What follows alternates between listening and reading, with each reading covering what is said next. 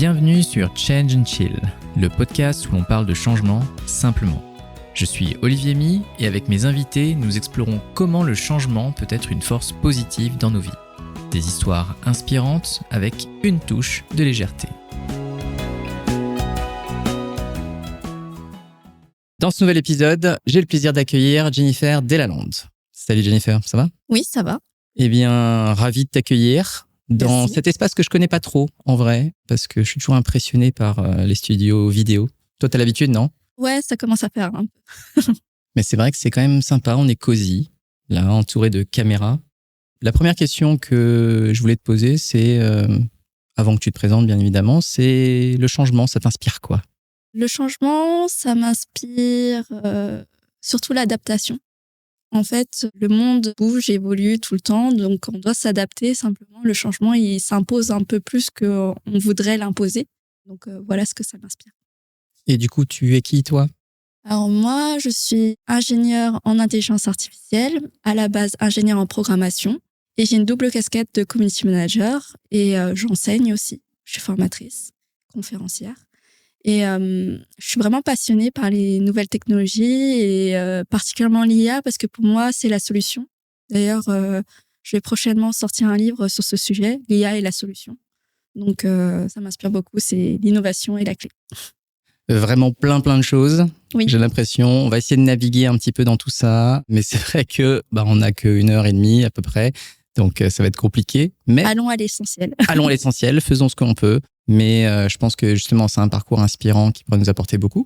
Mais du coup, donc tu parles d'IA beaucoup aujourd'hui. Oui. Est-ce que le monde de la tech, un petit peu, est quelque chose qui, depuis l'enfance, t'a inspiré d'une manière ou d'une autre ? Oui, en fait, de base, moi, quand j'étais plus jeune, j'étais vraiment une gameuse. Je jouais à Final Fantasy, Mario, tout ça. Et en fait, quand on m'a vu naviguer comme ça, on m'a dit, mets-toi à comprendre comment on conçoit les jeux vidéo. Et c'est pour ça que je me suis intéressée à la période où Google, en fait, c'était vide. En fait, on avait quelques petits tutos, etc. Et j'ai commencé à développer mes petits sites, faire des iframes à l'époque. Donc, le web de 2001, c'est pas le web de maintenant. Ouais. Et c'est comme ça que j'y ai pris goût. Et en plus, c'était l'époque MSN, Skyrock, Skyblog. Donc, Ça revient, ça rappelle les souvenirs, ça. Ouais. J'ai l'impression d'être une boumeuse.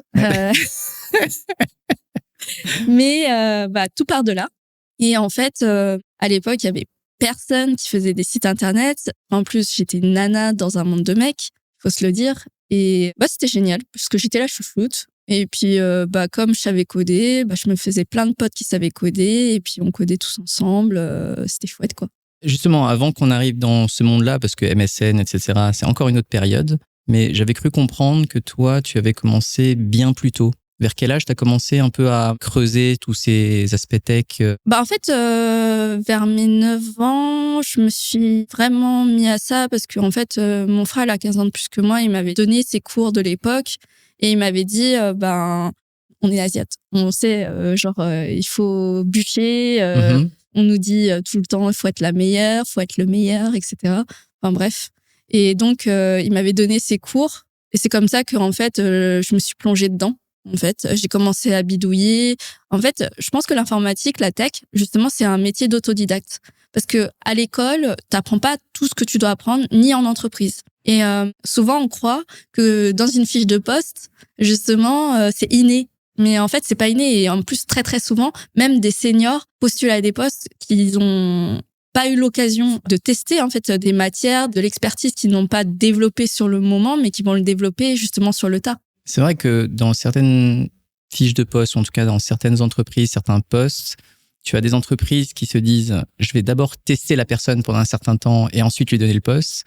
Il y en a d'autres qui prennent le poste. En vrai, tu n'en sais rien si la personne a les compétences, tu pars juste du principe que elle saura faire, quoi, ou elle saura apprendre sur le chemin. Oui, si elle a de la bonne volonté. Moi, parfois, parce que je fais beaucoup de recrutement, je suis lead. Maintenant, j'ai aussi des rôles de CTO.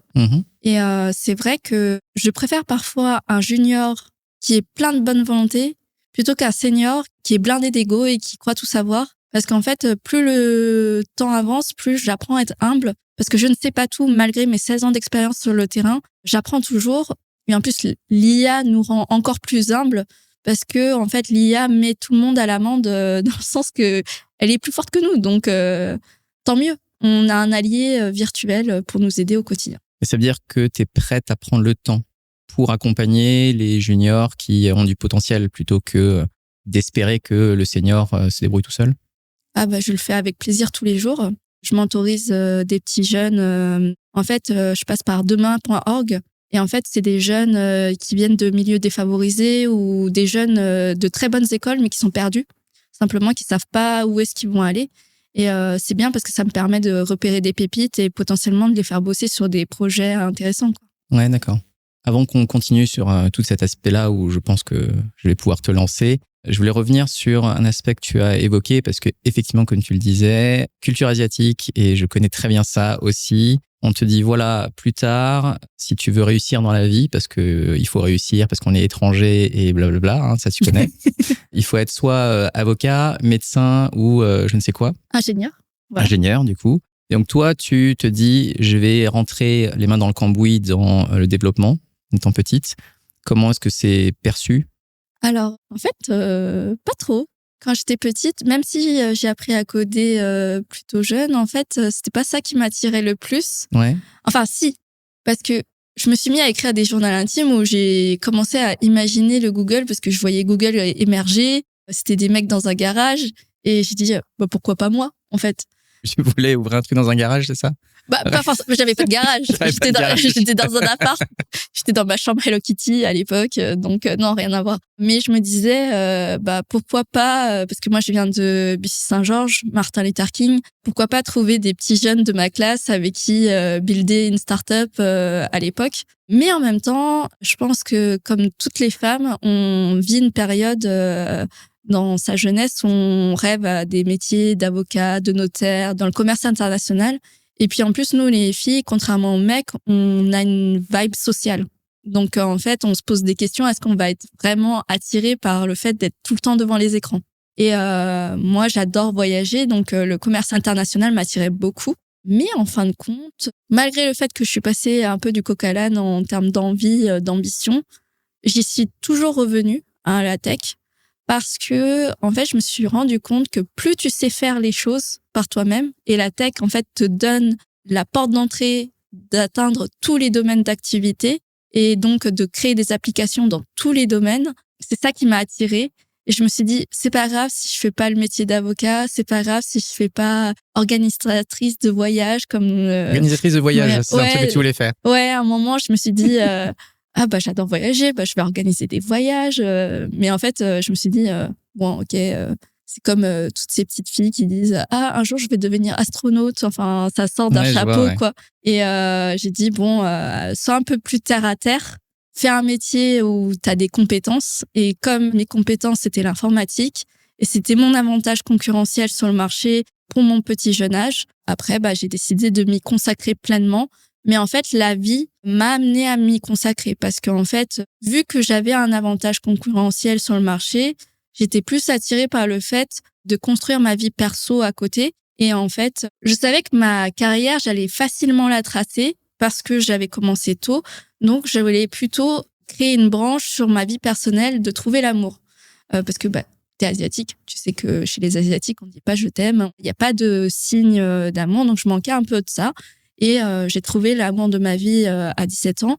Et en fait, je voulais faire un métier où je pouvais être apprentie et pouvoir vivre avec mon conjoint. Et l'informatique, pour moi, c'était l'idéal parce que c'était une des rares branches où on te laissait l'opportunité d'avoir un salaire assez intéressant.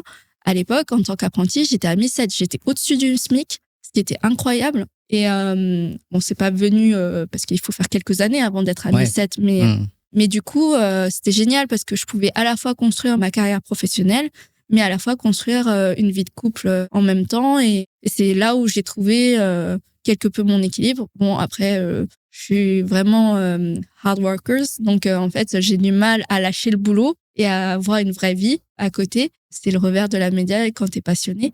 Et donc, là, aujourd'hui, j'en suis là. C'est super.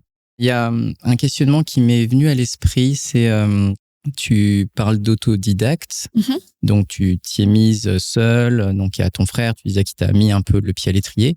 Mais en vrai, à 9 ans, c'était ça que tu avais envie de faire?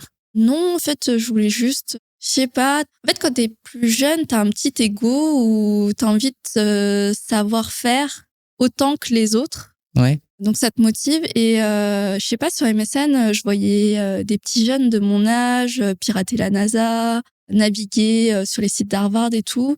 J'avais pas la prétention de faire aussi bien qu'eux, mais je rentrais en contact par mail avec eux juste pour réfléchir à comment je pouvais faire pareil.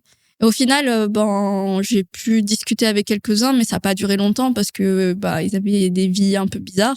Des vies un peu bizarres. Ok. Dans le sens que, en fait, ils avaient des vies où potentiellement les gens leur en voulaient, etc. Enfin, Ouais. c'était des cyberhackers, quoi. Donc, tu pouvais pas les contacter comme ça. Ils avaient des mentalités un peu spéciales. Et pourtant, ils avaient mon âge. Hein. Ils avaient 14 ans et moi, j'en avais 9. Enfin, il n'y a pas de grosse diff à cette époque-là.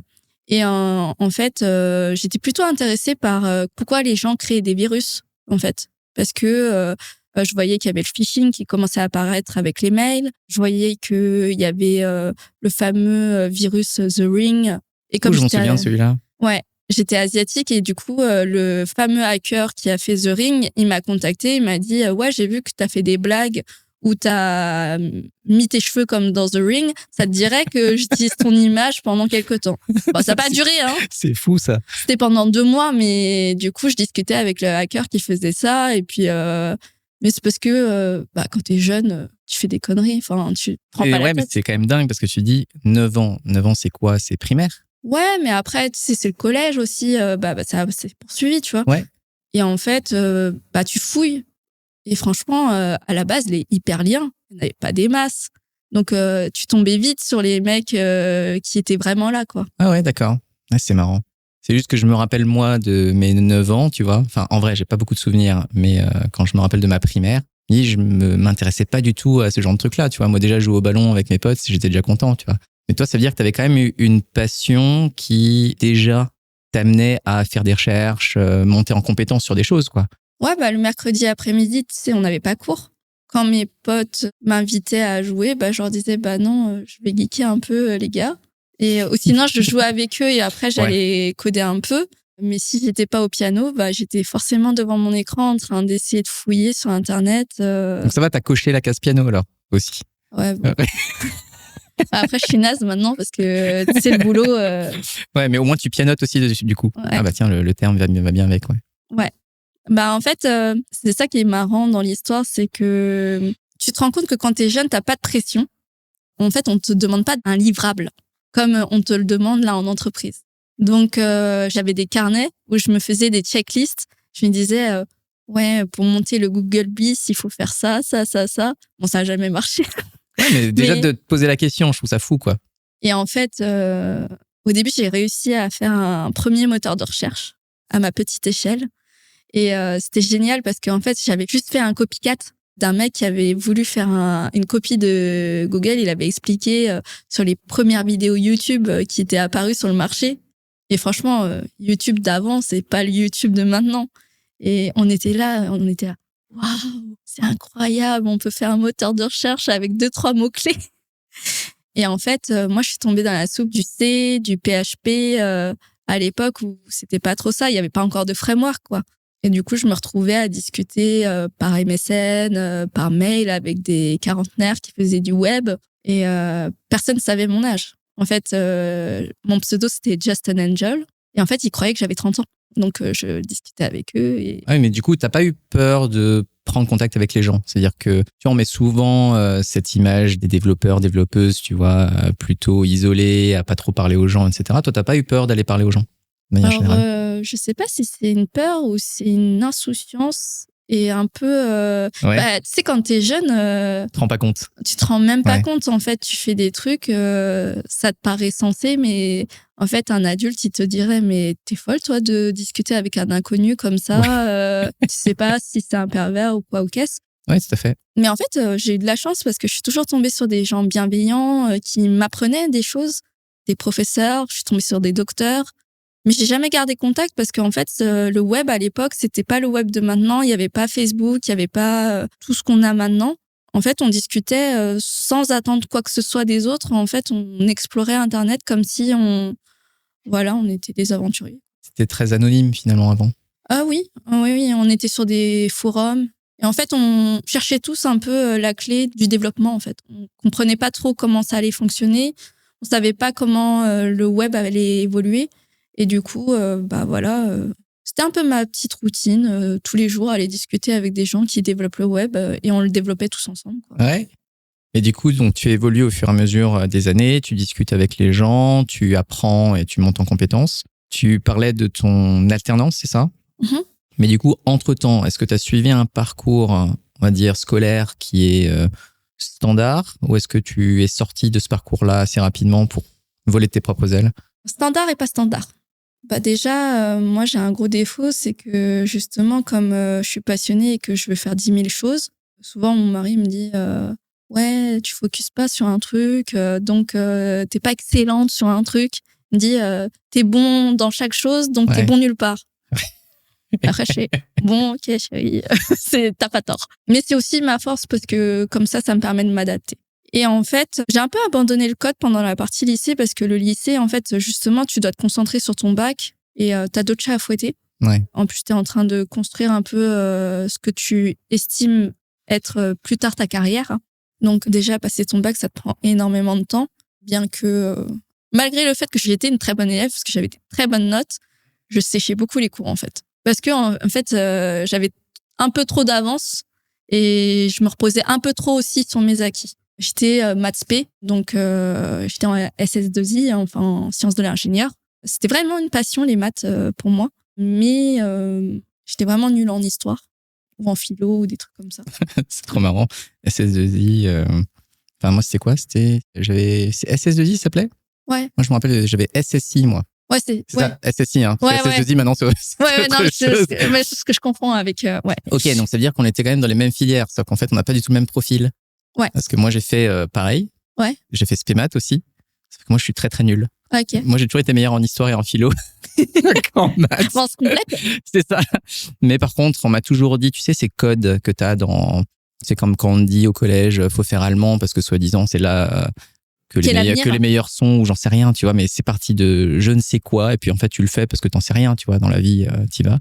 Bah, sciences de l'ingénieur, c'est pareil. J'y suis allé parce que il y avait plus d'heures de travail. J'ai arrêté de faire la SVT en seconde. Et par contre, j'avais 4 en maths, quoi. Tu vois. Et donc, j'étais en spé maths parce qu'on m'a dit que la spé maths, c'était bien, mais j'étais nul. Bah, pour te dire, c'est mon bac, je l'ai eu grâce à spé maths. Ah ouais. Pour te dire, au brevet, j'ai eu 24 sur 20. Et au bac, j'ai eu 6 sur 20 en philo, mais j'ai eu 26 sur 20 en maths. Parce que tu te souviens, il y avait des points en plus. Et ça m'a sauvé. Et puis en plus, j'avais pris option chinois. Du coup, ils prenaient que les points au-dessus de la moyenne et ça m'avait sauvé de la philo et j'avais quand même eu ma mention grâce à ça. Mais franchement, est-ce qu'on s'en sert de ce qu'on a appris en maths aujourd'hui en entreprise? Je crois pas. Hein. Bah, moi, personnellement, non. Après, moi, j'ai un peu changé de métier, si je puis dire. Mais en vrai, tu vois, des fois, je repense à ce que j'ai appris en prépa, où tu parles tout ce qui est nombres complexes ou tous des trucs où il y a plus de chiffres, tu vois. Et encore, je pense qu'il y a des applications au-delà, peut-être dans la recherche ou ce genre de choses-là, tu vois. Mais dans le pratico-pratique du quotidien, c'est difficile de moi, je fais de la recherche. Ouais, je l'ai pas dit, mais je suis chercheuse dans l'IA. Aussi. Ouais, parce qu'en fait, après, c'est pas pour faire une slasheuse, parce que des fois, mes potes, ils me disent ouais, t'es une slasheuse. Ouais. Mais en fait, c'est juste que une situation en amène une autre. La vie, c'est des aventures. Soit tu saisis l'opportunité, soit tu la laisses de côté. Et j'avoue que je suis une fonceuse. Donc, j'y vais. Je me pose pas trop de questions parce qu'en fait, à partir du moment où tu te poses trop de questions, en fait, tu fais pas les choses. Mais des fois, c'est vrai que dans la vie, je devrais m'en poser un peu plus pour éviter des erreurs. C'est-à-dire que tu fais le pas avant de vraiment te poser trop la question. Toi, t'es pas prise par exemple, ce qu'on met derrière la paralysie de l'analyse, quoi. Non. Par exemple, j'entends plein de gens parler du syndrome de l'imposteur. Ouais. Moi, je l'ai pas trop, en fait, parce que, en fait, je me dis que t'es un imposteur si tu ne fais pas les choses et que tu prétends les faire. Donc, je préfère les faire, me planter et me relever et m'améliorer et après me dire, bon, ça c'est fait pour moi, ça c'est pas fait pour moi. Ou ça marche et ça marche pas. En fait, je suis plus dans un modèle américain. Les Américains, ils pivotent. Et en fait, vraiment, moi, j'ai rencontré plusieurs investisseurs américains et quand ils ont observé ma manière de travailler, ils m'ont dit « Mais toi, t'es pas une Française, t'es une Américaine. » Et en fait, c'est vraiment cette vibe. Et d'ailleurs, c'est une volonté de ma part. Là, je suis en train de postuler pour aller vivre aux États-Unis. Et c'est vrai que je suis vraiment très excitée par le fait de vivre une nouvelle aventure et de vivre une nouvelle façon de travailler parce que ça va être tout nouveau pour moi. Bien que j'ai déjà travaillé avec des clients américains, c'est différent de travailler avec des clients américains depuis la France et depuis les États-Unis. C'est vrai que tu vas dans les écosystèmes des gens et ça change vachement la donne, quoi. Tu rentres dans la culture vraiment pleine. Oui. J'ai un retour d'expérience à te faire. En fait, quand je travaillais chez Chanel, en fait, avant, c'était impensable de faire du e-commerce. Et donc, on a déployé le e-commerce à New York. Et j'ai co-construit avec une équipe de 50 développeurs, j'étais la seule femme, la première plateforme e-commerce de Chanel.com. En parallèle, LVMH faisait pareil. J'avais le choix entre être architecte solution chez LVMH ou Chanel. J'ai choisi Chanel juste parce que les locaux étaient bien plus sympas et puis l'ambiance aussi. Et puis les devs, ils étaient méga cool. J'ai adoré mon boss de l'époque qui était cubain, il était assez drôle. Et j'ai beaucoup appris, en fait, dans le monde du luxe. Et en fait, quand j'ai été confrontée aux New-Yorkais qui venaient à Paris et que on allait à New York déployer ça, en fait, je me suis rendu compte qu'on n'avait pas du tout la même mentalité de travail. Par exemple, les Américains, il n'y a pas d'horaire chez eux. Ils peuvent bosser jusqu'à 1h du mat. Alors que chez nous, on peine à voir des gens partir du bureau après 18-19 heures. Parce que c'est la mentalité francophone qui veut ça. Et quand tu es dans le luxe, en fait, tu comptes pas tes heures parce que en fait, ils veulent que tu manges, tu boives, mais c'est normal parce qu'en fait, on recherche l'excellence. Et en fait, on veut faire du pixel perfect. Donc chaque partie du site se doit d'être parfait. Et j'étais pas forcément un modèle dans ce genre de cadre-là parce que je suis quelqu'un qui m'adapte mais qui switch beaucoup parce qu'en fait, je suis passionnée par 10 000 choses. Et en fait, le monde du luxe m'a appris à me cadrer, me structurer, notamment parce que j'ai appris le Atomic Design. Le Atomic Design impose une certaine structure pour développer l'ensemble des éléments du design. C'est-à-dire qu'on va mettre en place la fenêtre de contexte, mettre en place vraiment les codes du luxe, faire en sorte que quand on clique sur un bouton, il n'y a pas une pop-up qui nous embête. Simplement parce que l'utilisateur veut que ce soit fluide. En fait, on perd beaucoup d'utilisateurs parce que ça lag, etc. Et le luxe, c'est impensable. Ils mettent des budgets monstres. Je crois qu'on était à 28 millions à l'époque où j'étais. Et en fait, j'avais vraiment cette impression d'être dans un cadre prestigieux et de me dire que j'avais cette opportunité de travailler de façon éclectique et internationale. Et en plus, ils avaient vraiment des enjeux d'accessibilité, c'est-à-dire qu'ils faisaient en sorte que chaque élément puisse être accessible par n'importe qui, par une personne handicapée, par une personne malvoyante ou quoi au caisse. Donc, c'était incroyable. C'était autant j'apportais ma pierre à l'édifice à ce site internet, mais autant j'ai beaucoup appris et c'était incroyable. Non, mais super partage. Justement, quand tu parles de Chanel, LVMH et du positionnement que tu avais là-bas, je me dis qu'il me manque une petite partie de ton histoire. Dis-moi. En fait, on parlait tout à l'heure de toi au lycée. Donc, effectivement, passionné depuis tes 9 ans. Ensuite, tu as ta période de lycée. Ensuite, tu trouves l'amour, parce que c'est à peu près là, je crois, la période, c'est ça? Ouais. Et ensuite, là, tu nous as parlé d'une expérience américaine avec Chanel LVMH. Comment est-ce qu'on passe du lycée, qui est un système scolaire, on va dire, de base, avec SSI, comme on en parlait tout à l'heure, à avoir cette capacité à pouvoir justement trouver ce genre d'opportunité, être reconnue, être une femme dans la tech en plus? Qu'est-ce qui s'est passé entre-temps? Ok. Déjà, premièrement, j'ai fait un apprentissage dans un BTS informatique et réseau. Ok. Là, j'ai vraiment excellé parce que je l'ai eu avec mention excellent. Donc, ouais. Parce qu'en fait, j'avais trop d'avantages. Ouais, je codais déjà. Donc, oui, c'est ça, ouais. Mais j'étais une cancre parce que j'étais tout le temps en retard en cours. Parce que en même temps, tu séchais les cours, tu disais, non? Pas en BTS. Pas cela, non? Pas en BTS parce qu'en fait, je voulais vraiment mon bac plus 2 et mais j'étais tout le temps en retard parce que je sais pas, un psy m'a dit un jour, je pense que vous êtes TDAH, trouble de l'attention parce que vous passez toujours d'une idée à l'autre, vous êtes tête en l'air, vous oubliez tout, on vous parle, vous pensez à autre chose. C'est-à-dire que là, quand je te parle, t'es déjà en train de penser à midi, non, c'est ça? Non, je suis focus parce que tu me parles et tu me poses des questions. En fait, je suis dans une bulle, dans un podcast, du coup, je suis hyper concentrée. Mais ça arrive très souvent, genre mon mari il me dit ferme la fenêtre, fais ça. Et après on revient à la maison et j'ai rien fait. Mais t'as fait d'autres choses. Oui, voilà, c'est ça. C'est ça. En fait, j'oublie. En fait, c'est comme si, tu vois, Dory, c'était mon surnom. Oui, je comprends. Un nouveau magnétoscope. Et du coup, je fais mon BTS et j'étais chez Orange en tant qu'apprenti téléconseiller au téléphone, après apprenti programmeuse. T'as fait du téléphone? Ouais, tu sais, ils acceptent pas tout de suite des programmeurs parce qu'en fait, il faut faire tes preuves. Et j'ai accepté d'être apprentie téléconseillère, donc je réparais la fibre. Ok. Je réparais la fibre chez les gens, voilà. Et ça m'a appris la pédagogie. Et je me souviens d'une analogie, c'est que ils nous avaient enseigné le mot acte, accueillir. Alors, je me souviens plus des autres mots, mais il faudrait chercher ça sur Google ou sur ChatGPT. Mais ACT, en fait, c'est une démarche qu'ont les téléconseillers pour savoir correctement relationner avec les gens. Et c'est comme ça qu'en fait, j'ai appris l'intelligence relationnelle. De savoir être pédagogue, de savoir vulgariser, simplifier, rendre ça accessible à tous. Et je devais réparer la fibre autant à des octogénaires qu'à des petits gamins qui venaient tout juste de découvrir la fibre, etc. Et ouais, en fait, j'ai fait ça dans l'apparition de la fibre, en fait. Et j'étais un peu dans ma zone de génie parce que j'étais déjà une técos, alors réparer la fibre, pour moi, c'était une bagatelle, quoi. Et en fait, après, j'ai fait apprenti chez Orange en tant qu'ingénieur. Ça n'a pas duré longtemps parce que déjà, quand je te dis que je suis une cranque, et je le fais toujours, hein, quand je code, j'ai besoin d'avoir un autre écran, mais je pense que ça, c'est beaucoup les développeurs parce qu'en fait, on est avec plusieurs écrans. Ouais. Et moi, je mate toujours une série pour pas m'endormir. Parce qu'en fait, une série que je connais bien, en fait.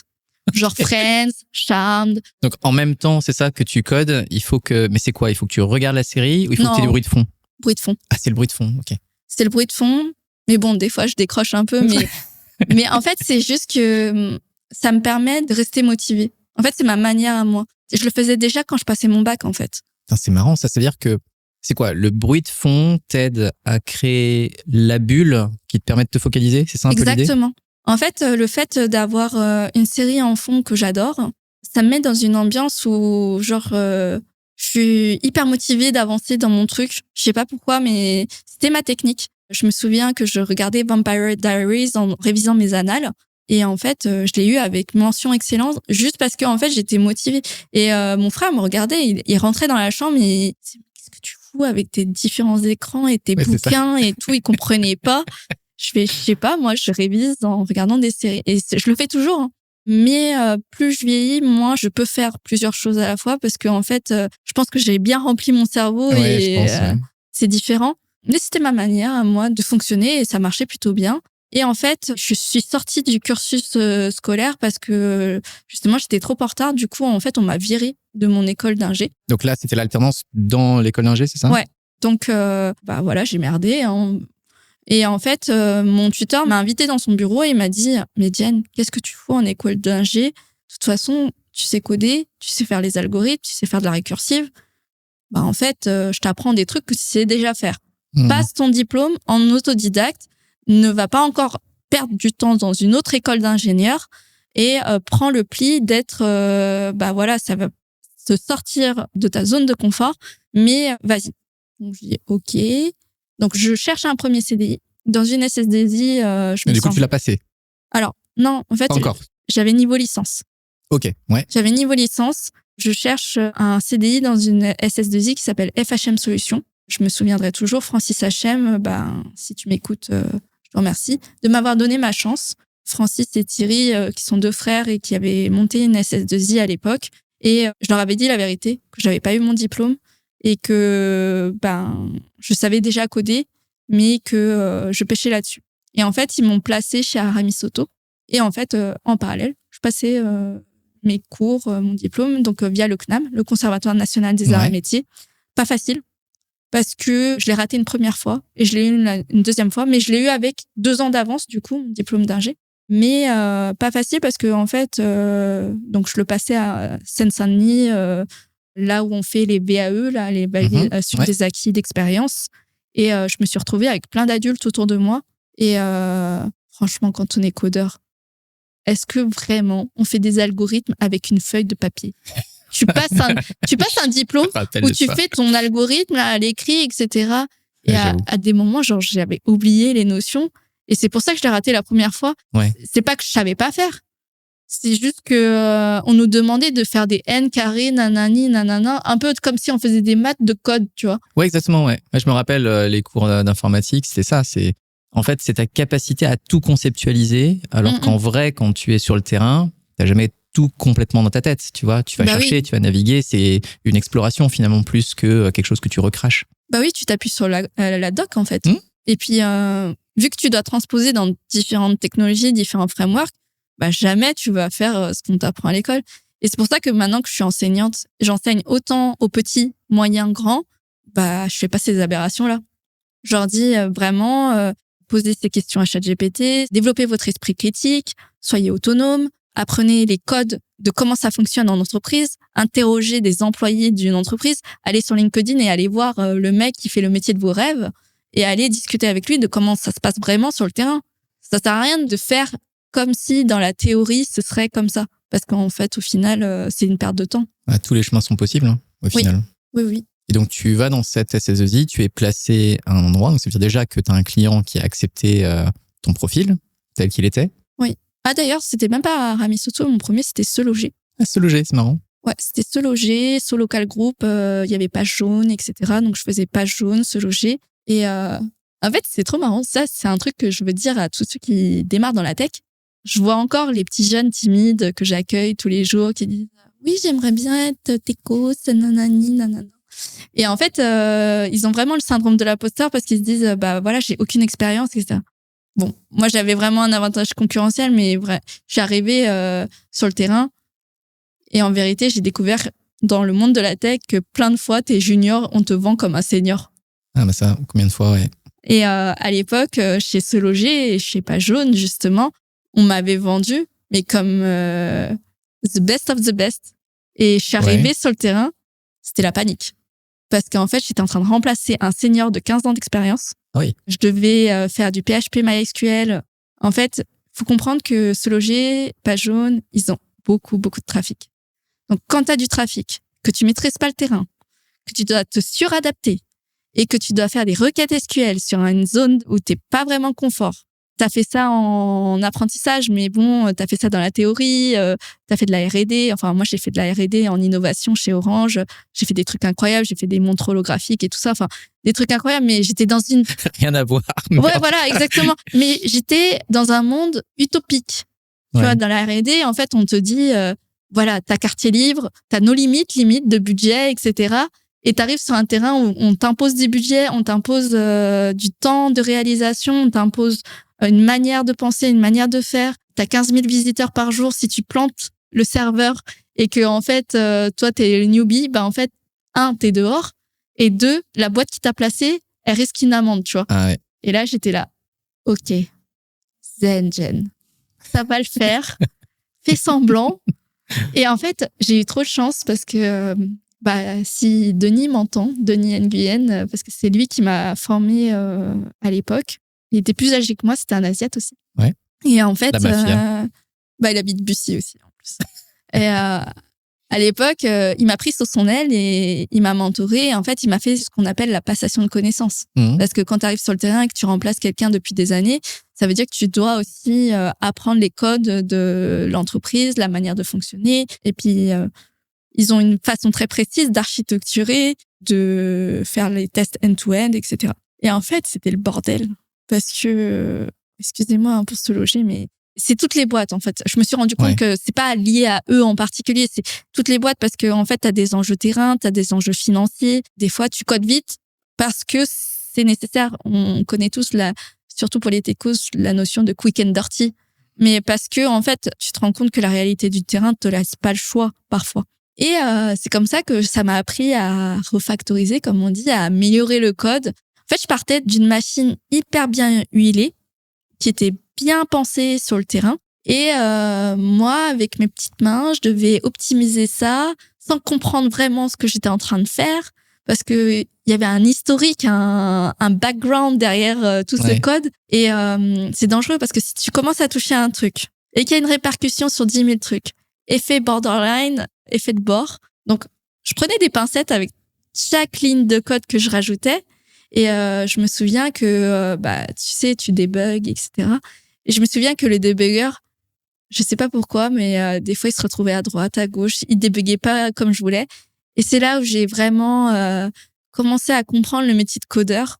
Parce que c'est une chose de coder dans sa chambre, mais c'est une autre chose de coder dans un environnement de travail. Il y a un écosystème autour de toi, des impacts, des risques, il y a beaucoup plus de choses, effectivement. Et justement, je prends souvent en référence mon mari, mais parce que c'est mon centre du monde, mais souvent il me dit « Ouais, Jen, tu veux toujours faire comme toi tu veux, mais en fait, dans le monde du travail, c'est pas comme ça, c'est comment l'écosystème veut. » Et je me souviens, mon boss, il me regardait comme ça, là, il me disait... Il voyait en plus que j'avais ma petite fenêtre, parce qu'en fait, j'avais ma fenêtre série. Ta petite série quand même, ouais. Ouais, c'est ça, voilà, ouais. j'étais avec mon casque. Tu sais, nous les codeurs, on est avec notre casque. Et j'avais une toute petite fenêtre de série. Et il passait derrière mon écran et il fait « Qu'est-ce que tu fais, Jen? Pourquoi tu regardes Charmed en codant et tout ?» Et je me souviens, si un jour il m'écoute là, désolée, mais c'était ma façon de fonctionner. Et je sais que j'ai été convoquée plein de fois pour... Mais en fait, c'est là où je me suis rendu compte, et là aujourd'hui que maintenant que j'embauche, je laisse mes codeurs être à leur manière.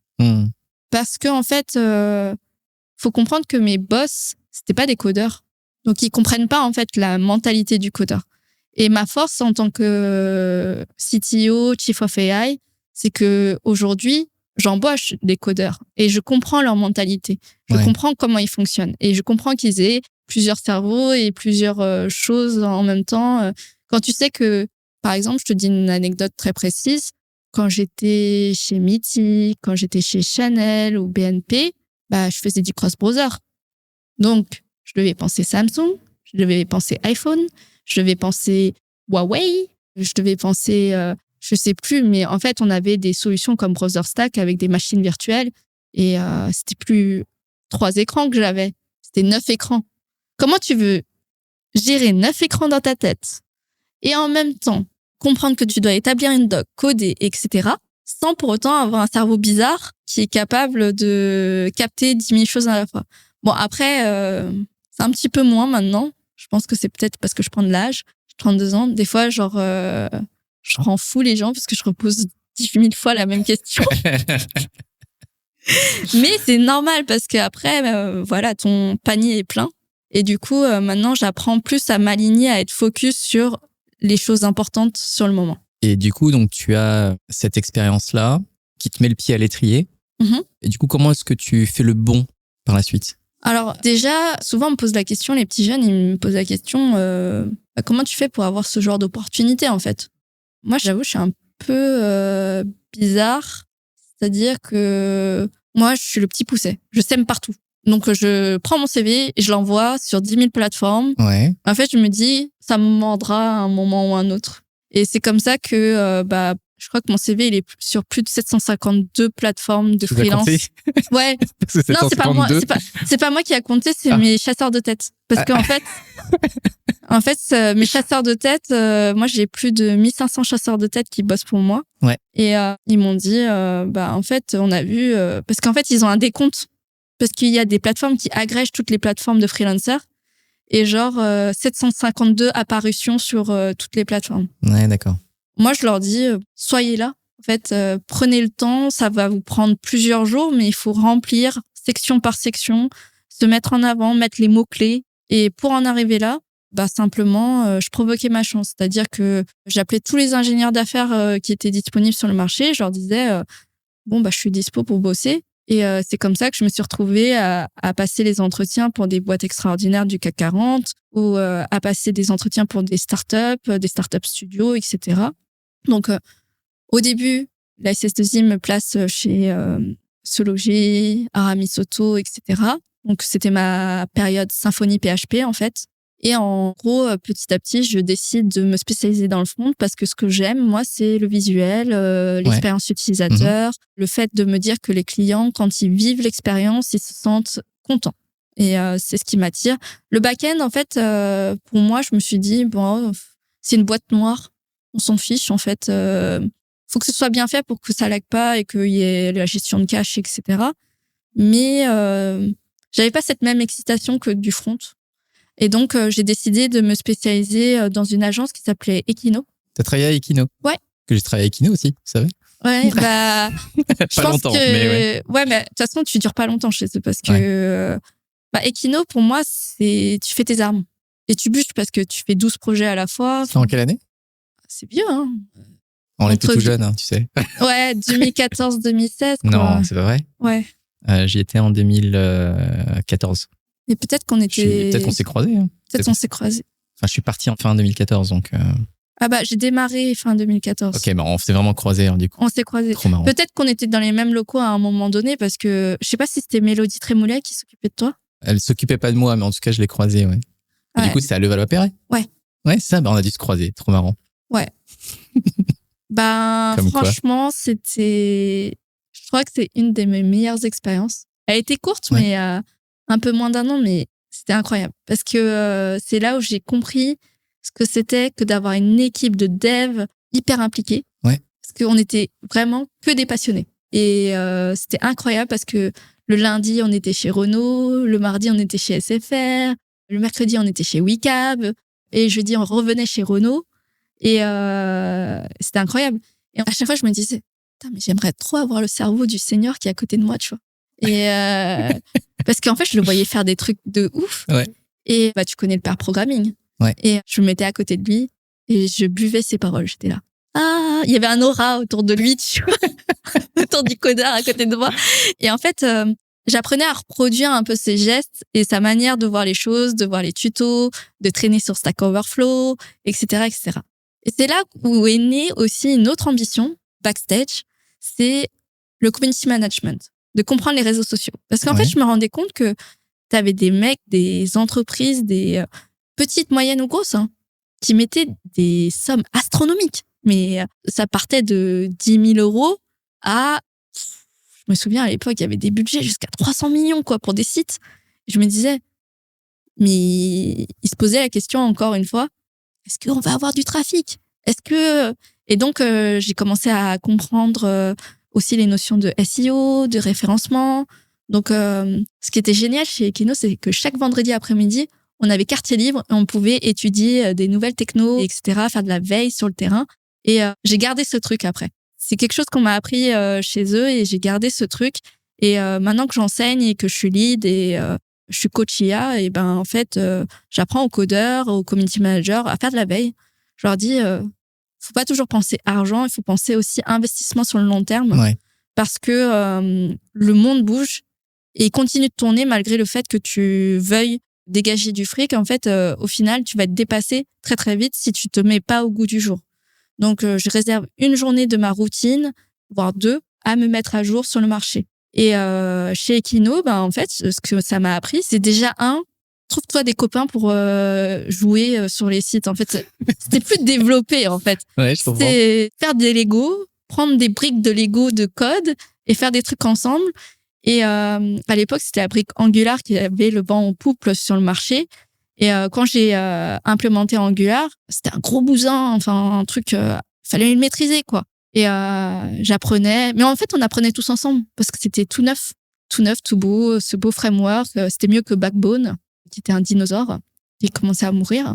En fait, c'était un peu la bataille entre Symfony, Angular. On pouvait même faire du Symfony et Angular. Et en plus, à l'époque, j'apprenais le NoSQL avec MongoDB et tout ça. Et en fait, je comprenais pas tout, hein. Mais je me disais, quel est l'intérêt d'avoir telle technologie? Pourquoi elle a été créée? Et c'est là, en fait, tu te rends compte que tu as besoin de comprendre l'histoire derrière les frameworks pour comprendre quel framework est adapté à telle situation. Et en fait, souvent, j'aime bien, pour ceux qui nous écoutent, qui comprennent comment j'en suis arrivée là, c'est simplement, en fait, après, c'est fluide. Quand tu as une expérience, en fait, après, une autre expérience s'amène. Et pour moi, ceux qui galèrent à trouver du boulot dans la tech durant cette période-là, pas maintenant, parce que maintenant, ça a beaucoup bougé. Mais à l'époque, c'est simplement parce qu'ils se met pas assez. Ils postulaient pas assez. Souvent, j'entendais des gens me dire ouais, j'ai postulé à 3 trucs, ça me répond pas, mais qu'il y a pas de place.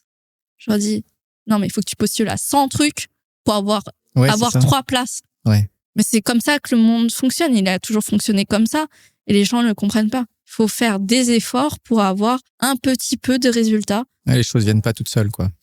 Bah oui, c'est comme les réseaux sociaux. Aujourd'hui que j'ai développé cette double casquette de social media manager, je me rends compte que tu sèmes des millions de trucs pour avoir 5% d'impact. C'est ça qui est incroyable. C'est-à-dire que tu peux dépenser un budget SIA de pub sur Facebook, Internet à, je sais pas, 40 000 euros. Et en fait, il y a que 2 000 euros qui a eu vraiment un impact. Et tu sauras pas pourquoi. C'est algorithmique. C'est comme ça.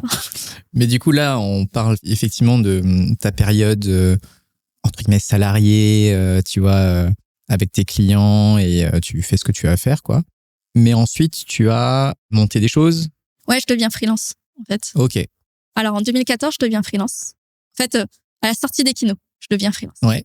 Parce que je me dis, waouh, plafond de verre de salaire. Mais enfin, j'étais déjà prétentieuse, tu vois, à l'époque. Ouais. Je me disais, à l'époque, je me disais, c'est pas avec 2007 que je vais vivre, quoi. 2007, en fin de compte, désolé pour les smicards, mais déjà, les smicards, ils vivent pas. 2007, en fin de compte, quand tu commences à avoir un train de vie, que tu veux acheter un appart, que tu veux acheter une voiture, après, tu te dis, en fait, c'est pas assez. Et en fait, quand t'es salarié, c'est compliqué d'aller à 5 000. Il te faut des années pour y arriver. Et moi, je voulais sauter des étapes. étapes. Je me suis dit, en fait, je rencontrais des ingénieurs qui me disent, il faut changer de job, il faut changer de mission pour gagner plus. Et en fait, on me disait, ouais, tu te gagnes entre 5 000 et 9 000 en freelance. Et en fait, les gens me disaient que j'étais à la hauteur d'être freelance. Donc, vas-y, lance-toi. Au début, c'était pas facile. Parce que t'es dans une phase de carence. Parce que tu te lances dans le métier de freelance. Ouais. Tu comprends pas les codes. Donc, t'envoies des CV partout et tout. Y a rien de calculé, en fait. Les gens, ils croient qu'on calcule pour en arriver à ce succès-là. Et en fait, ce qui est incroyable, c'est que on m'a très vite donné ma chance. D'ailleurs, une de mes premières missions freelance, en fait, c'était Chanel. Ah bah ok, on boucle la boucle. Ouais, c'était Chanel. J'ai adoré. Il y avait plus de 40 langues dans le bureau. Du bulgare, de l'ukrainien, du russe, de l'anglais. Et comme j'étais la seule nana, j'étais un peu la chouchoute. Mais en même temps, c'est pas facile. Parce qu'il y a une certaine misogynie. Mais c'est comme ça. Mais après, dans la tech, ça se sent moins que dans d'autres univers, je pense. Mais c'est un avantage quand même d'être la seule nana dans l'équipe. Parce qu'en fait, toi, tu peux asseoir des gens dans la salle qui s'assoient jamais ensemble parce que tu tisses des liens que les gens n'osent pas tisser. Ouais. Et puis, comme là, dans le podcast, je suis assez transparente et crue. Et par contre, dans le monde du luxe, ça, on n'aime pas. Ah oui? Ça, je l'ai appris à mes dépens. Un peu. Ouais, je l'ai appris à mes dépens, c'est-à-dire qu'il y a des choses qu'il faut pas dire. Et moi, par exemple, je parlais souvent des salaires. Mais parce que j'ai un esprit à l'américaine, quoi. C'est ça, hein, de toute façon, de manière générale, même pas spécifiquement en luxe, je pense que parler des salaires, des choses comme ça, c'est pas quelque chose qui est évident. Hein. Surtout en France, en fait. Ouais, tout à fait. En France, c'est pas du tout dans la culture de parler des salaires. Donc, je disais, c'est quoi ton TGM? Et avec un petit clin d'œil, tu vois. Ça passait.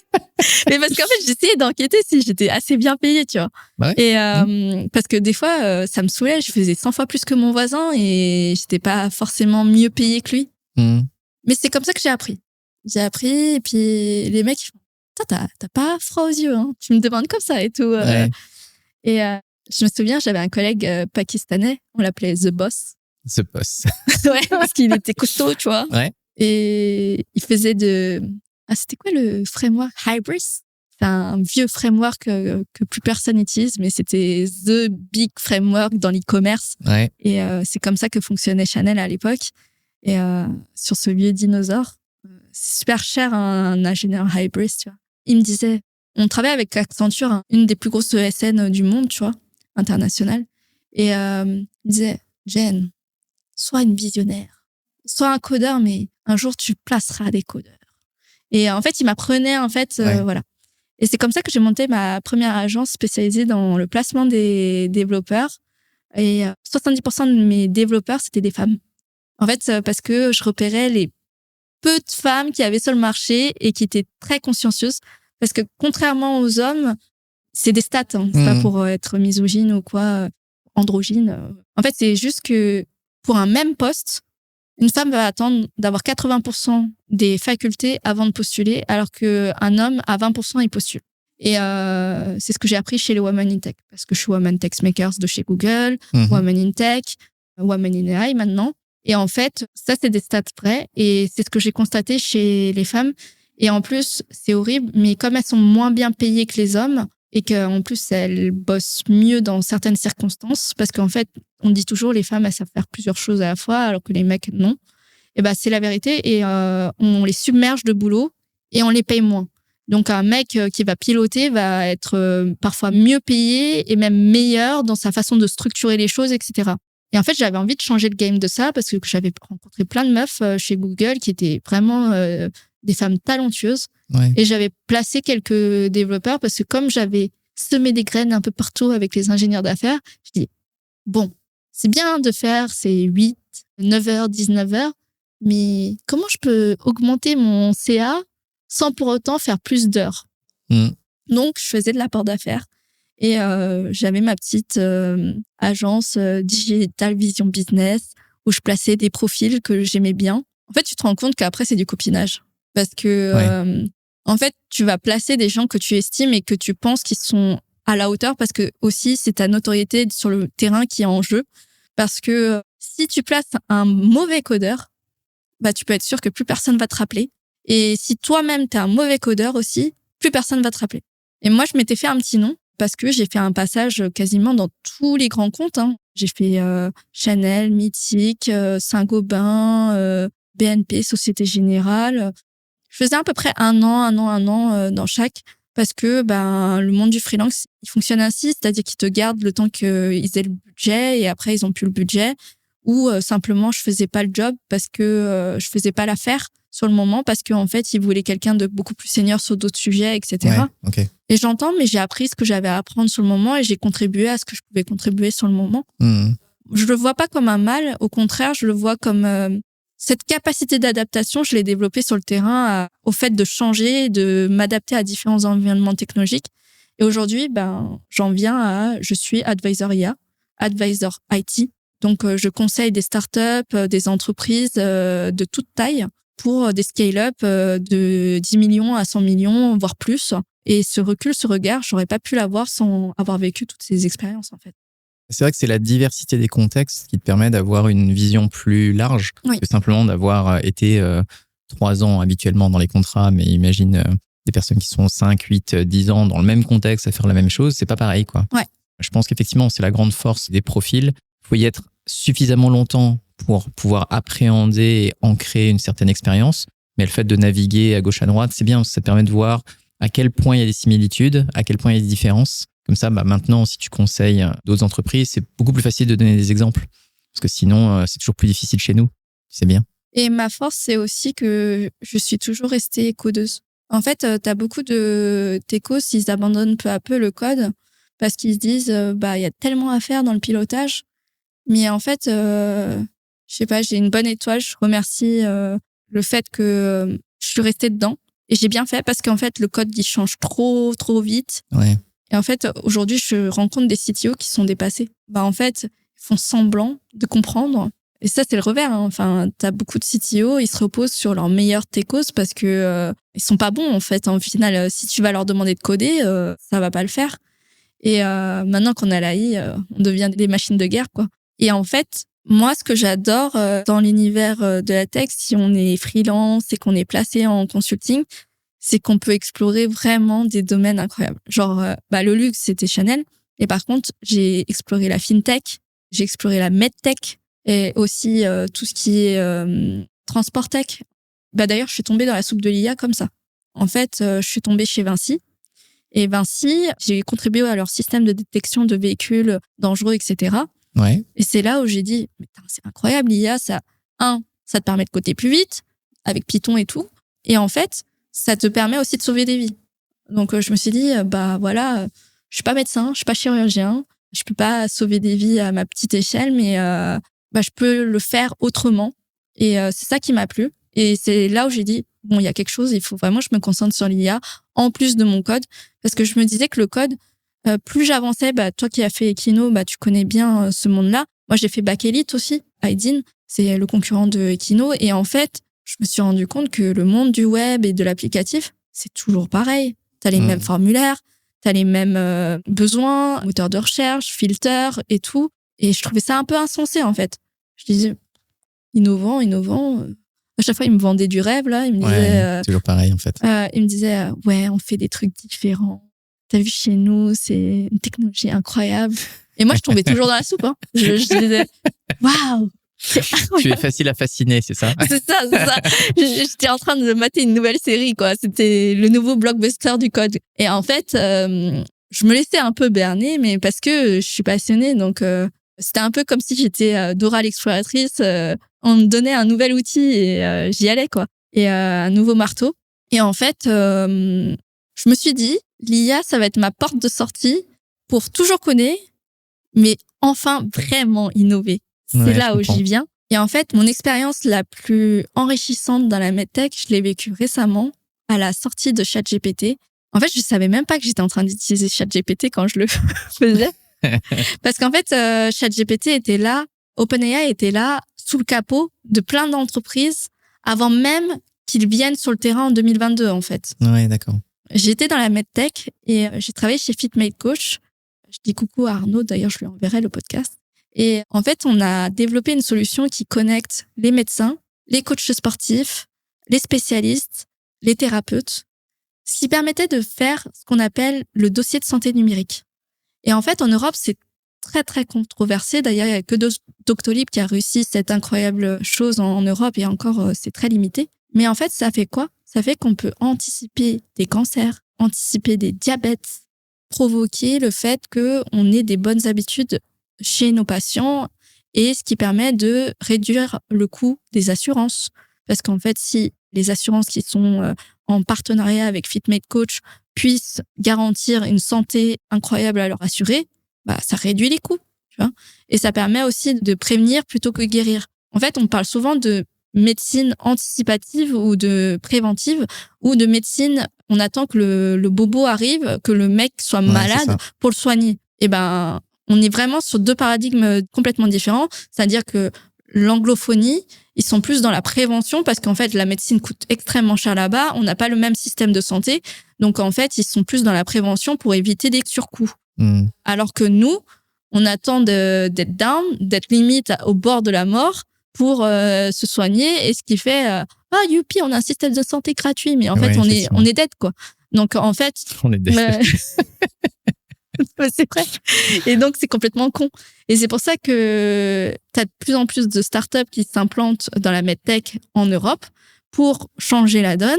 Notamment, on a notre chef de la chirurgie de l'hôpital de Paris, de la Sainte-Pétrière, qui a monté une startup à la Silicon Valley, qui fait de la médecine préventive. Elle crée le premier système de médecine préventive. Donc, en fait, elle est en train d'implanter un système où, en fait, les gens vont arrêter d'aller se soigner en allant payer 22 balles chez le médecin à la Sécu avec un mec qui t'écoute à moitié. Non, tu vas plutôt payer un abonnement à 200 balles.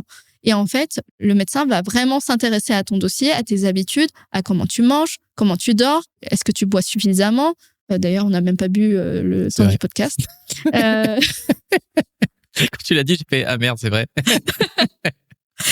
Et my bad, parce que mon mari me dit « Tu bois jamais assez ». Du coup, en fait, quand tu fais de la médecine préventive comme ça, tu changes les choses parce qu'en fait, t'es vraiment acteur de ta santé. Et du coup, j'ai trouvé ça incroyable quand j'ai travaillé chez FitMateCoach. Je fais waouh, ils sont dans le futur, eux. Et en fait, aux États-Unis, au Canada, en Inde, en Grande-Bretagne, en Australie, ils sont à fond dans la médecine préventive. Parce que comme chez le dentiste, ça coûte extrêmement cher chez eux. T'as vu, ils ont tous des facettes super blanches là, parce que c'est des fausses dents, parce qu'en fait, ils n'ont pas l'appareil dentaire comme chez nous, des tout jeunes et tout. Et en fait, ça fait qu'ils sont acteurs de leur santé. Et moi, je trouve que l'IA nous donne ce pouvoir parce que en fait, t'as pas toujours un médecin disponible à disposition tous les 4 matins. Donc en fait, on avait interconnecté ChatGPT à l'intérieur, ce qui fait que le médecin pouvait donner ses instructions et c'est ChatGPT qui mettait en orchestre, qui mettait en musique, toutes ses instructions pour l'expliquer, quoi. Donc je me suis dit, damn, incroyable. Il y a quelque chose à faire, quoi. Mais justement, du coup, on aborde la thématique de l'IA. Là, c'est un exemple de ce que l'IA a généré chez toi pour le futur. Et du coup, aujourd'hui, t'en fais quoi? Quelles sont peut-être les mises en œuvre que tu utilises chez toi et peut-être quelles sont les perspectives que tu vois pour le monde et que tu as une vision assez globale? je vais te faire une rapide chronologie là-dessus. Ouais. Au début, l'IA, c'était pas accessible à tous. C'était vraiment que les techos qui pouvaient le faire. On avait Amazon, Google qui étaient les gros déployeurs d'IA. Azure, ils peinaient à le faire. Et du coup, en fait, je me bouffais énormément de docs. Au début, je m'endormais sur les bouquins parce que franchement, c'était imbitable. Tu n'avais pas ta petite série en plus? Ouais, mais en fait, non, là, j'avais besoin de concentration parce que comprendre la reconnaissance d'image, comprendre la reconnaissance de texte, tout ça, c'était, voilà. Et en fait, quand ChatGPT a démocratisé l'IA, j'ai fait, enfin, moins de stress, moins de docs, moins de complications. Et c'est là où j'y suis revenue. Ouais, d'accord. J'y suis revenue parce que en fait, je continuais mon bout de chemin de développeur front et tout. Je faisais de l'IA à côté sur des petits projets. Notamment, une de mes plus grosses expériences, c'était aussi chez Mythic. On faisait des algorithmes de matchmaking pour permettre aux gens de rencontrer l'amour. On recevait des cartes postales de gens qui s'étaient mariés grâce à Mythic, donc c'était sympa. Ouais. Et en fait, quand ChatGPT est apparu, je fais « il faut que je le ponce. Donc, tous les jours, je me suis mis à ChatGPTiser. Je promptais, comme on dit, c'est du prompt engineering. C'est la capacité de donner des instructions correctement, de donner des fenêtres de contexte. Notamment, je me suis mis à créer des tutos. Parce qu'en fait, je voyais que, parce que j'avais mon background de codeur, que j'avais mon background de community manager, de formatrice, je savais plus facilement prompter que mon voisin.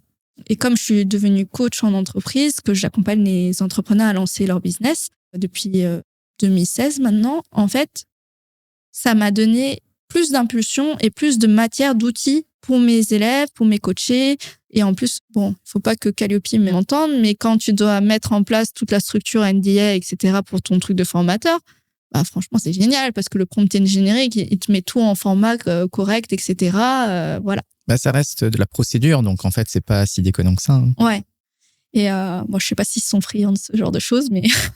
Pas encore, mais au bout d'un moment, ça viendra. Hein, je pense. Ça viendra. Et en fait, justement, cette appétence à m'adapter à différents domaines, ça m'a donné envie d'apporter l'impact de l'IA dans tous les domaines.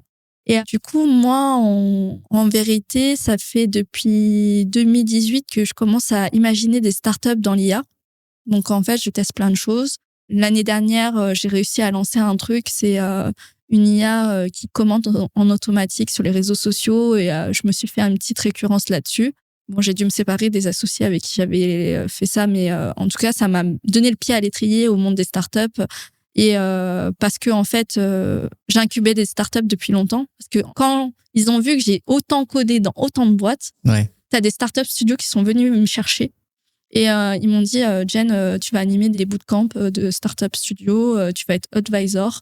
Tu vas leur expliquer la vie sur comment développer. Je fais, coucou, c'est pas parce que j'ai participé à un truc que j'ai la science infuse, en fait. Même moi, j'apprends, je teste, voilà.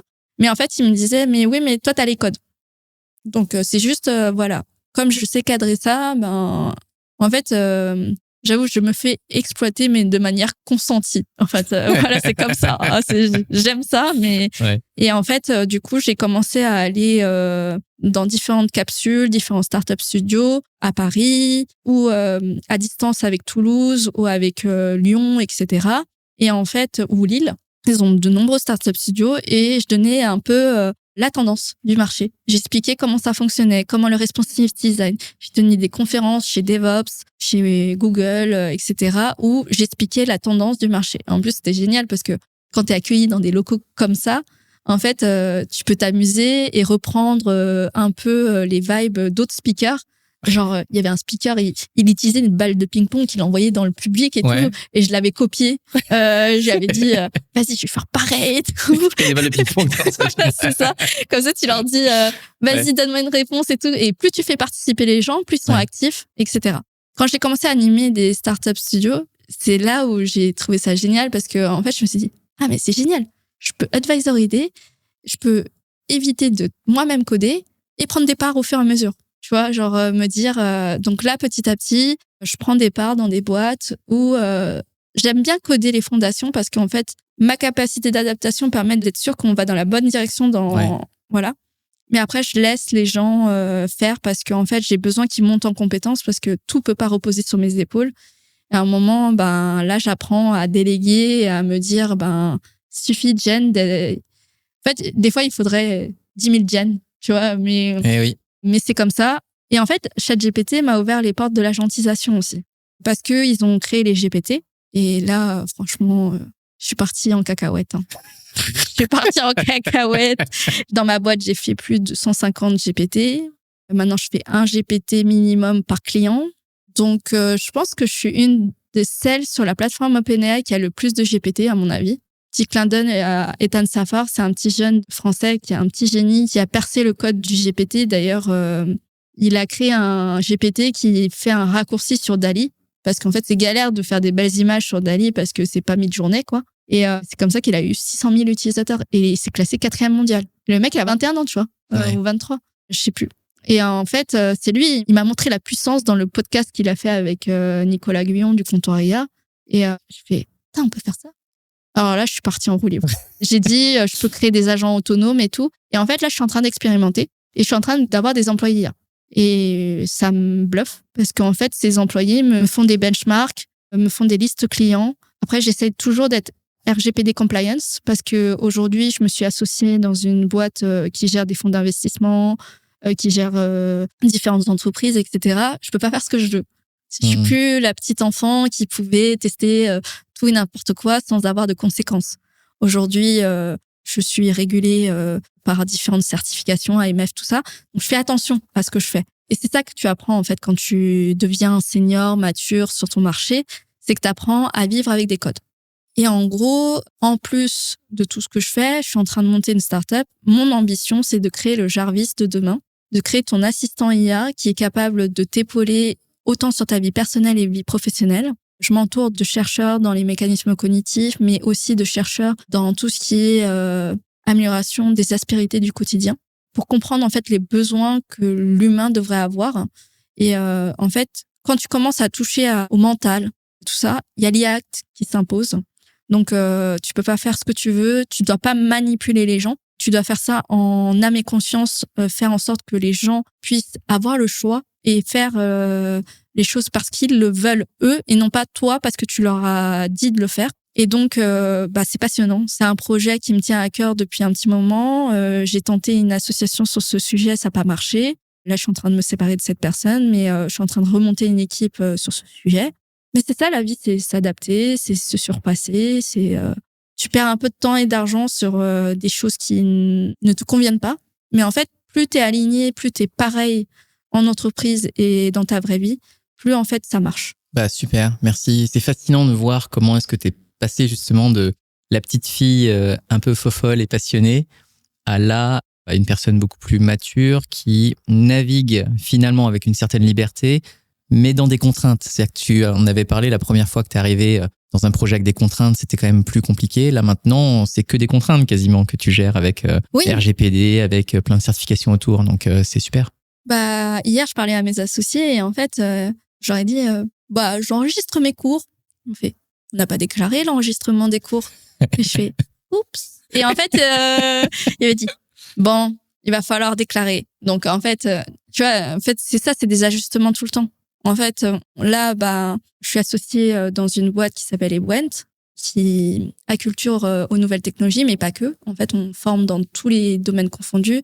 On peut autant travailler dans un aéroport que travailler dans une banque ou demain dans la restauration ou l'hôtellerie. Et en fait, quand tu fais de l'automatisation de process, déjà, dans toutes ces boîtes et l'industriel, etc., tu as des codes à respecter et tu as des aspects de confidentialité aussi. Tu peux pas faire ce que tu veux. Ouais. Tu peux pas conserver la donnée comme ça parce que ça te pète au casque, quoi. Même si c'est pour le bien de l'entreprise. Hein. C'est les codes qui sont faits ainsi. Tu m'aurais dit ça il y a 10 ans, j'aurais dit Osef, les règles, voilà. Mais aujourd'hui, j'apprends à faire avec et j'ai beaucoup de respect pour les boîtes qui se sont construites parce que je suis de plus en plus intéressée par l'histoire. Parce que en fait, je me rends compte qu'il y a beaucoup de boîtes qui sont devenues des monstres, qui sont des entreprises familiales. Et moi de même, là, tout ce que je suis en train de construire, c'est à échelle familiale. C'est-à-dire que je suis en train de choisir ma famille de cœur et de construire ces boîtes avec eux. J'espère qu'un jour, on sera vraiment bien. Alors, on l'est déjà. Enfin, voilà, à notre échelle, on est déjà très bien. Mais j'espère qu'un jour, certaines de mes ambitions auront pu se réaliser. Et en fait, mes ambitions, en fait, c'est de contribuer à des projets d'envergure et de faire en sorte d'avoir un réel impact dans le quotidien des gens. Avec, j'ai pas forcément besoin que les gens disent c'est Viviane. Non, j'ai besoin de me dire voilà, si ce projet est né, et c'est que j'ai mis les bonnes pièces, les bonnes personnes au bon moment, au bon endroit pour que ce projet se réalise. Et franchement, je me retournerais sur ma vie et je me dirais incroyable, j'ai contribué à un petit truc qui a un impact. Regardez, Sam Altman, là, il peut dire, il a de l'impact sur plus de 800 millions de personnes. Ah ça c'est sûr, ouais. Donc, sa boîte, les ingénieurs qui sont dedans, ils doivent être fiers. D'ailleurs, je me suis tâtée à un moment, j'ai failli postuler à être ingénieur chez OpenAI parce que quand tu vois qu'ils ont des salaires à 500 millions des fois, je me suis dit, quand même, ouais. Mais parce qu'ils sont arrivés au début. C'est ça, ouais, forcément. Je me suis tâtée, mais en même temps, c'est aller vivre à San Francisco, etc. Enfin, mon mari et moi, on est plus dans une vibe où on va aller vivre au Texas, être avec des Santiago, un chapeau de cow-boy et monter à cheval, quoi. Rien à voir. Style. Rien à voir. Et du coup, t'as qu'une vie, donc autant aller suivre ton chemin de vie, quoi. En tout cas, c'est super. Merci pour tout ce partage. Yes. Je te propose qu'on arrête l'épisode à cet endroit-là, ou en tout cas la phase principale. Yes. Comme tu le sais, ce que je t'avais dit en début d'épisode, j'ai un petit set de cartes que j'ai préparé pour toi. Ok. Qui va nous permettre de vraiment clôturer cet épisode-là. Du coup, elles sont sur la table. Donc, j'ai 2 paquets de cartes. Ok. Grosso modo, le premier paquet de cartes, c'est des questions. Donc, il n'y a que des questions. Rien de particulièrement bizarre, en tout cas. Ce que je vais te proposer de faire, c'est de mélanger ce paquet de cartes, d'en sélectionner une, puis ensuite de nous la lire et puis d'y répondre. Donc, c'est des questions qui sont orientées sur le passé. Ok ? Donc, tu verras que c'est plutôt écrit revenir sur l'année écoulée, mais si tu veux aller plus loin, tu le peux aussi. Ok. J'ai l'impression de jouer au Siku. Oui. Je comprends. Pour ceux qui connaissent pas, Siku, c'est un poker cambodgien. Parce qu'on est tous les deux... moi, je suis chinoise cambodgienne, il est cambodgien, donc... Tout à fait. Alors, donc je prends une carte au hasard, c'est ça ? Tout à fait. Ok.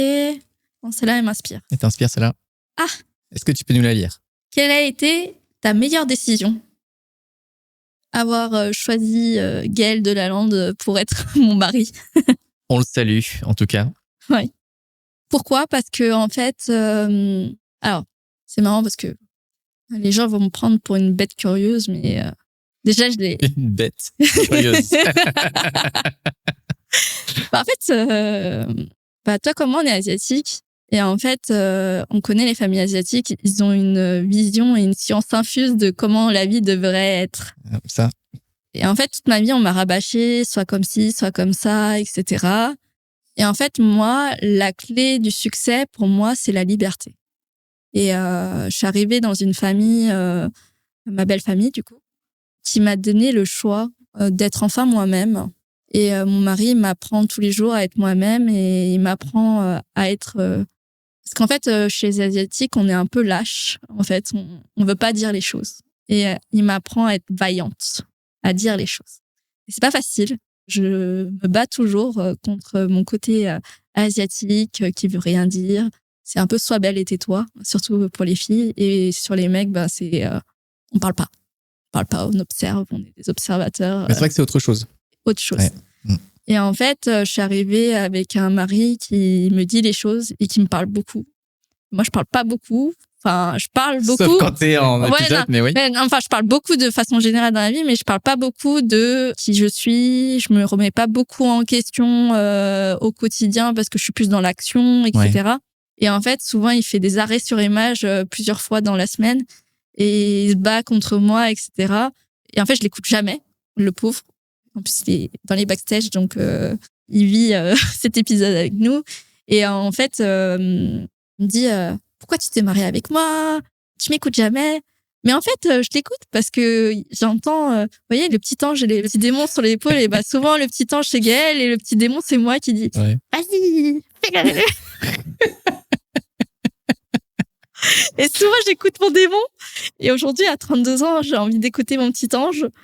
Mais j'ai du mal. Mais ça reste la meilleure décision parce que, en fait, il a toujours raison. Quand je me suis fait arnaquer, c'était lui qui avait raison. En fait, la fameuse phrase, je te l'avais dit.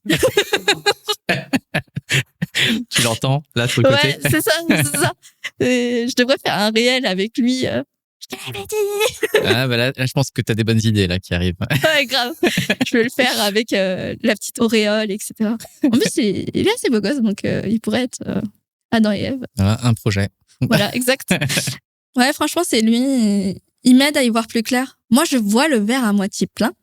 Lui, il le voit à moitié vide. Et on se complète énormément sur ce genre de choses. Et ce qui fait que moi, je suis vraiment dans la vraie vie, je suis la meuf insouciante qui dit vas-y, on va le faire, etc. Et je crois que tout le monde est beau, tout le monde est gentil, mais en fait, en vérité, le monde est semé de gens méchants, fondamentalement mauvais, en fait. En plus, mon mari, il est dans les forces de l'ordre, donc il est vraiment dans une autre atmosphère que la mienne. Nous, on est dans un monde de bisounours, de la tech, on croit que tout est parfait. Tout est très intangible et virtuel en plus. Donc... Ouais, en fait, on dit toujours ouais, on va se faire ça, on va gagner ci, etc. Et souvent, il me dit ouais, mais concrètement, sur ton compte, il y a quoi? Et souvent, on parle de valorisation, de montant. Et en fait, lui, il me ramène toujours à la réalité parce que je suis toujours dans le virtuel. Et notamment, quand on a eu des problèmes, souvent, on prend une feuille blanche et en fait, on se pose et on fait l'état des lieux de la situation. Et des fois, en fait, parce qu'on est dans le virtuel, je suis un peu blind spot, quoi. Je me mens, en fait. Ouais. Je veux pas voir les choses et je dis que tout est parfait. Et c'est vrai que grâce à lui, j'y vois plus clair parce que souvent, j'ai un peu ma petite routine parce que j'ai une Tesla, je vais un peu, voilà, il me conduit. Et quand il me parle, et en fait, j'ai ma vie qui défile. Et je prends pas le temps quand je bosse parce qu'en fait, tu prends pas le temps, quoi. Et souvent, je regarde dans la fenêtre et il me parle. Et en fait, il y a plein de trucs, il y a plein de ponts dans ma tête et je fais ah ouais, j'ai pas pensé à ça. Ah ouais, j'ai pas pensé à ça. Parce que je suis dans ma bulle fermée de mon projet, de mes projets. Et j'ai pas de temps à perdre sur des trucs de ma vie quotidienne. Alors que je devrais prendre le temps. Parce que en fait, au final, qu'est-ce qui est essentiel? C'est la vie perso ou c'est la vie pro? Et là, vraiment, j'ai vécu un effondrement l'année dernière parce que j'ai un grand compte qui m'a pas payé. Et du coup, ça m'a mis à mal. Et comme je suis dépensière, quand t'as pas assez de côté, et t'épuises ton économie et il t'arrive plein de choses.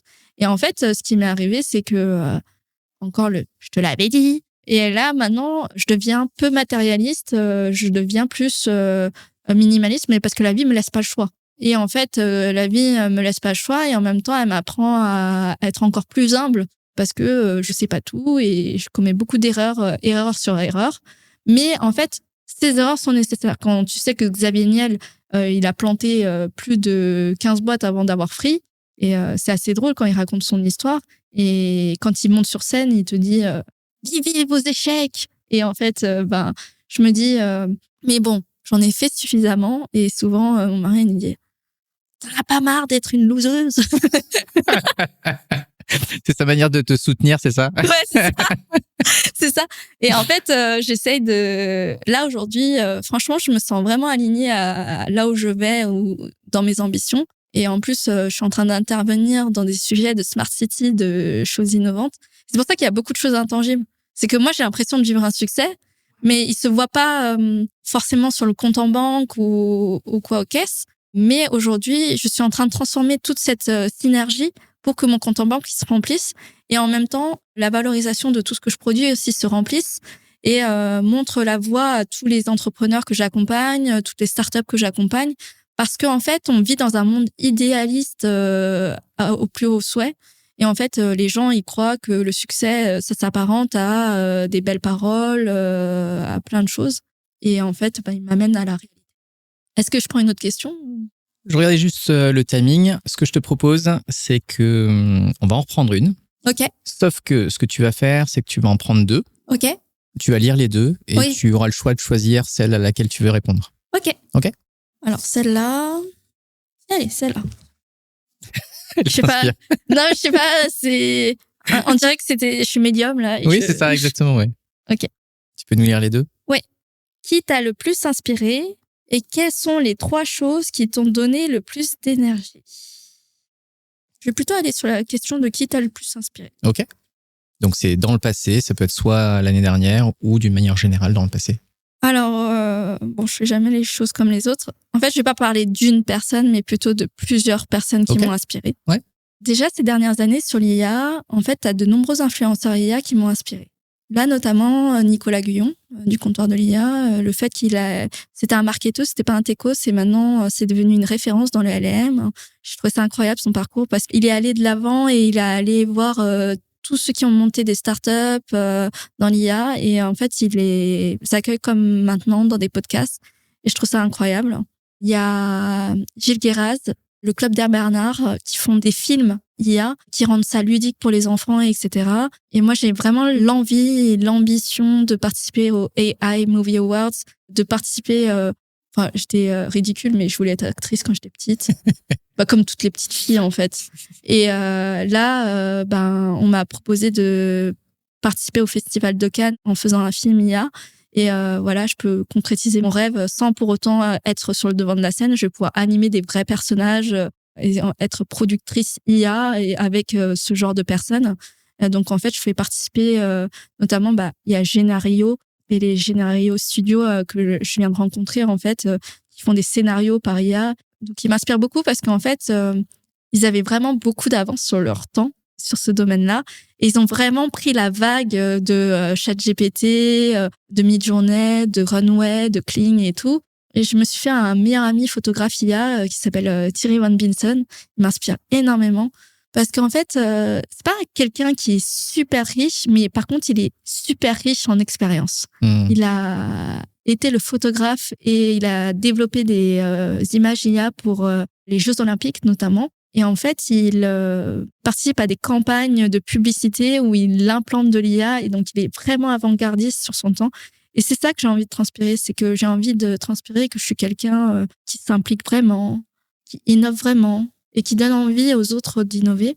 Et je tag beaucoup mes confrères IA, je les vois pas du tout comme mes concurrents, je les vois comme des collaborateurs. D'ailleurs, j'ai mon agence IA et je les place au fur et à mesure des opportunités qui s'accueillent à moi parce que je peux pas tout faire. Et j'ai mes associés qui m'inspirent beaucoup, Aurélien et Thierry, parce que en fait, justement, comme je suis un petit peu la petite fille folle, ils m'imposent un cadre que j'ai pas l'habitude de m'imposer. Mon mari m'inspire parce que c'est quelqu'un qui est extrêmement loyal. Il m'a appris la loyauté, il m'a appris la transparence, le fait de toujours dire la vérité. Je dis pas que je suis une référence là-dessus. Justement, j'apprends.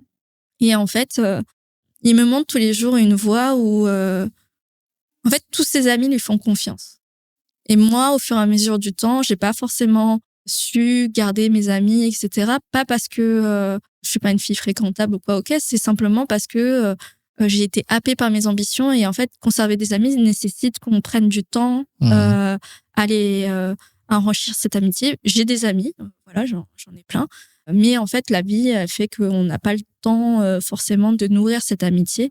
Et lui, il est vraiment dans un écosystème où il garde ses amis depuis longtemps, même s'il pense qu'on est souvent seul. Moi, j'observe que ses amis gravitent autour de lui parce que, en fait, ils comptent sur lui. Et ça, je l'admire pour ça. Et moi, je suis sa première fan, comme lui, il est le mien. D'ailleurs, je suis pas une influenceuse, mais je suis visible sur tous les réseaux sociaux. Mon pseudo, c'est Gen Digital Vision. C'est mon pseudo de codeuse, mon pseudo d'influenceuse à 2 balles sur Internet. En gros, je prêche la bonne parole sur l'IA, sur Facebook, Instagram, LinkedIn, TikTok, Threads et X et Twitch aussi. Je m'amuse de temps en temps à faire des lives où j'explique comment on fait de l'IA. Ouais. Et en fait, quand je fais tout ça, les personnes qui m'inspirent, c'est aussi toutes ces personnes comme Jeff Bezos, Elon Musk. C'est des personnages assez particuliers, ou Trump encore, mais en fait, ils ont tous eu une implication forte dans l'IA et aussi notre fameux de Nvidia, enfin, là j'ai un bug dans son nom, mais enfin, en fait, je m'inspire beaucoup de ce qu'ils font parce que le mec de Huawei aussi, en fait, on parle pas de Huawei, mais ils avaient grave de l'avance sur ChatGPT. Enfin, on parle d'OpenAI partout, là, les États-Unis, mais quand tu vas en Asie, c'est Huawei qui est la superstar parce que Huawei, ils avaient déjà l'avatarisation. C'est eux qui ont déployé des tableaux dans les écoles en Chine où ils ont des tableaux virtuels où on fait de la 3D, du Pythagore en VR. Ah ouais.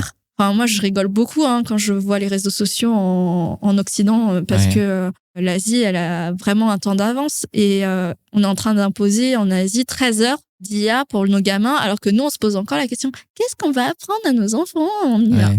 Et encore l'autre jour, j'ai vu mes nièces qui me disaient que les profs, ils leur apprenaient à tricher avec l'IA au lieu de leur apprendre à vraiment utiliser l'IA. Donc voilà.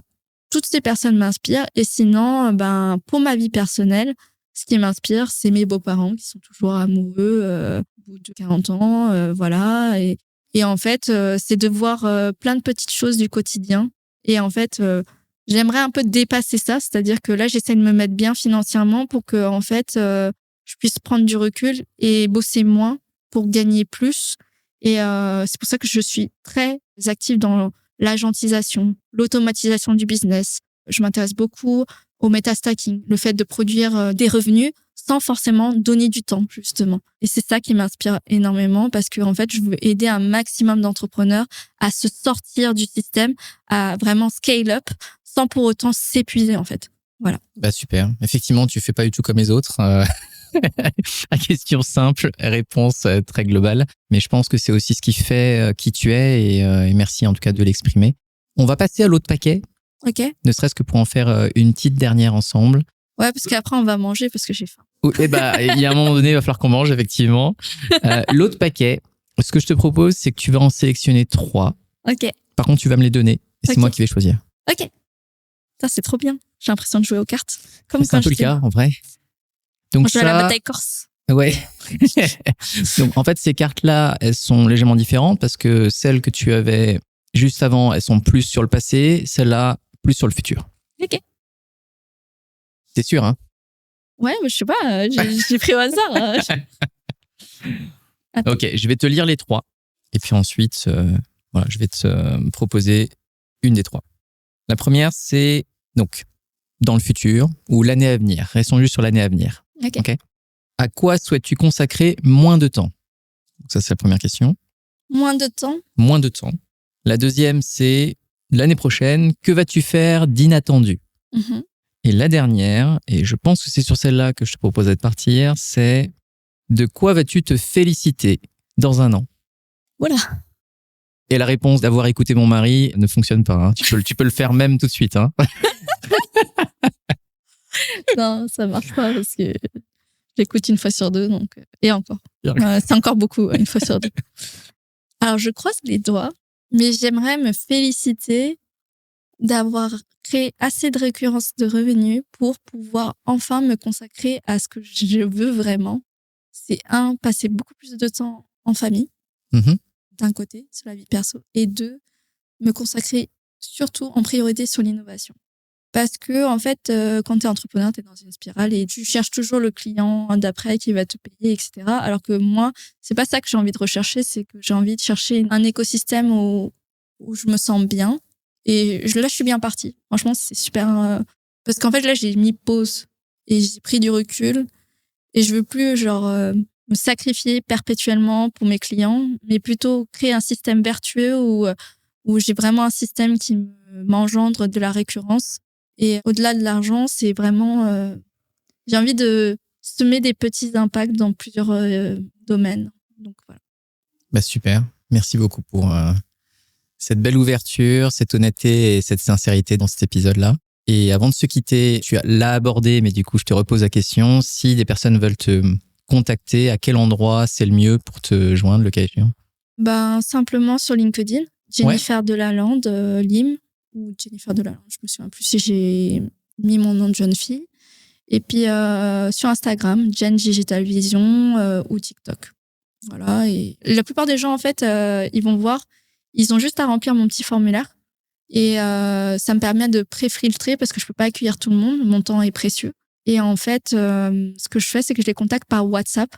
Je fonctionne beaucoup avec WhatsApp dans le monde entier parce que j'interviens autant aux États-Unis qu'en France, là de plus en plus, parce que je suis en train de faire grossir mon portefeuille client là-bas. Et ils peuvent me contacter comme ça et je mords pas.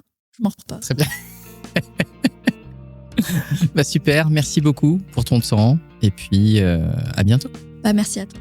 Salut. Salut.